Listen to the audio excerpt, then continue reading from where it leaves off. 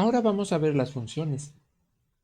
Este tópico es muy importante, ya que lo estaremos viendo de ahora prácticamente en adelante. Es una parte muy importante de la programación, entonces hay que entenderlas perfectamente. Podemos verla como un tipo de caja en la que nosotros vamos a meter ciertos valores o parámetros y vamos a obtener un resultado. El proceso que se lleve a cabo aquí dentro será transparente para el resto del código. Ok, tenemos esta suma y vamos a declararla como una función. Primero tenemos que ver cuáles son los parámetros de entrada y cuál será la salida.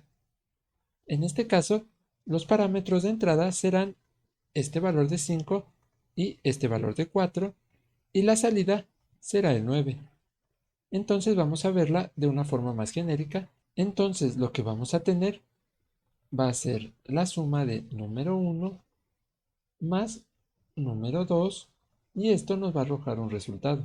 Entonces tenemos como entrada el número 1 y el número 2. Estos valores entrarán en esta parte de la cajita y serán de tipo entero.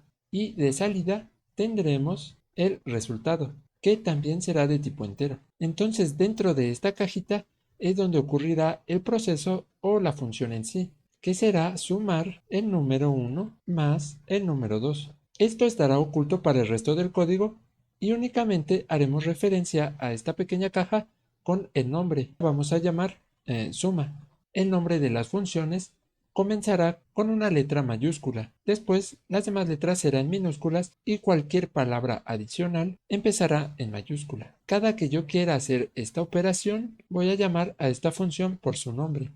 Vamos a declarar la función. La función la podemos declarar en esta parte y también en la parte de acá. En siguientes videos veremos en qué casos se declara aquí y en qué casos acá. La declaración de la función va a empezar con el tipo de salida. En el caso de la suma, el resultado sería entero. Después se escribe el nombre que le daríamos a la función, que en este caso era suma, y aquí entre paréntesis se escriben los parámetros con su tipo respectivo. En este caso el primer parámetro era de tipo entero y era el número 1. El siguiente parámetro era de tipo entero también y era número 2. Y después se escriben llaves de apertura y cierre. Aquí dentro de la llave se va a escribir el cuerpo de la función. Entonces nosotros teníamos que íbamos a sumar los dos números. En esta variable se va a guardar la suma de estos dos números, pero aquí vemos que nos sigue marcando un error. Los valores que ejecutemos aquí no van a salir automáticamente. Tenemos que especificar cuál valor va a salir o cuál va a ser la salida. Para hacer esto, escribimos la palabra reservada de return, un espacio y escribimos el valor o el nombre de la variable que va a ser la salida. Y aquí está esa cajita que explicábamos hace unos momentos, escrita en código. Tenemos las entradas, tenemos la salida y tenemos lo que sucede adentro o el proceso, que es la suma de los dos valores. Una vez declarada, podemos utilizar la función. Aquí vamos a decir que queremos sumar dos valores y después vamos a imprimir ese resultado. Ok. Esta sería la sintaxis sin utilizar la función. Utilizando la función, únicamente la llamaríamos por su nombre, suma, aquí 5 y 4. Bueno, antes de guardar, aquí en esta parte, les comento que podemos llamar la función directamente. Ok, vamos a duplicar esta y vamos a darle diferentes valores. Guardamos y vamos a ver el resultado. Ok, aquí podemos ver el resultado de todas las operaciones que hicimos llamando a la misma función. En este caso tenemos una función que recibe parámetros y que regresa un valor. Pero tenemos otro tipo de funciones, en algunos casos llamadas acciones.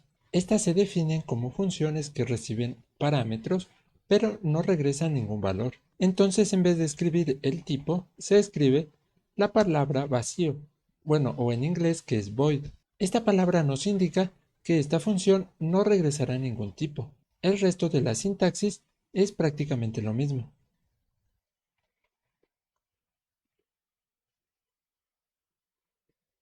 Ok, en este caso vamos a recibir de entradas dos parámetros y aquí vamos a hacer la suma directamente.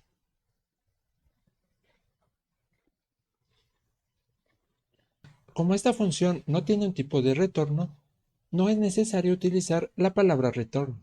Esta segunda función hace la suma e imprime en la consola el resultado. Por lo tanto, no es necesario escribir la impresión en la consola en esta parte. Únicamente se llamaría la función y entre paréntesis le pasaríamos los parámetros. Si nosotros intentamos hacer esto, ok, aquí nos marca un error, porque nos dice que esta función regresa vacío o void y esto no se puede asignar a una variable. Entonces únicamente se llaman de esta forma. A diferencia de la función anterior, que sí regresa un parámetro, el cual podemos guardar en una variable. Ok, vamos a borrar esta parte y vamos a ver cómo funciona nuestra acción.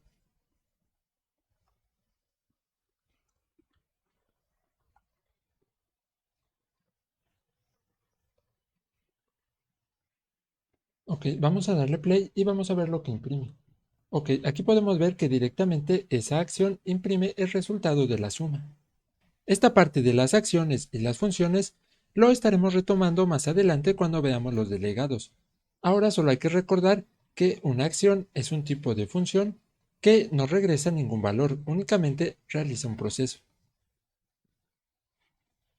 Aquí en ambos casos podemos no recibir ningún parámetro.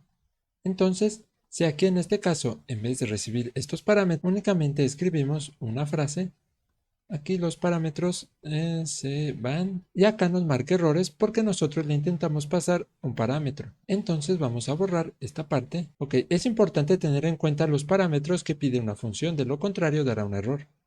Por ejemplo, si yo intento llamar a la función suma y le paso una cadena, nos va a marcar un error porque nosotros especificamos en la declaración de la función que requerimos dos parámetros de tipo entero y estas son dos cadenas, por lo tanto es un error. Ok, habiendo explicado esta parte, voy a borrar esto de aquí. Aquí tal vez algunos ya lo hayan notado.